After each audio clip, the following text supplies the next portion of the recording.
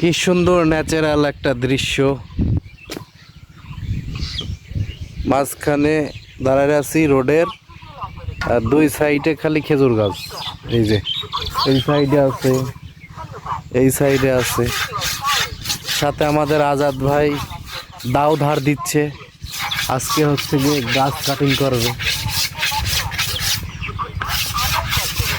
আরে কি ভাইরাসের কথা আমার তো মনে হচ্ছে না। আমার মনে আছে কিন্তু বলবো না, সবাই বলুক। এইটাও আজকে ধাঁধা। দেশের রস খালি তো হবে ওইটা, কিন্তু জিরেন কাটিংয়ের রস খাইলে হয় না। কারণ ভাড়গুলো ভালো করে ধুয়ে মুছে পোড়া দেয়, তারপরে গাছটা শুকায়ে কাটে। এই জন্য এই রসটা আপনার টেস্টও লাগে, সুন্দরই লাগে, সুন্দর খাইতে। এই যে সুন্দর।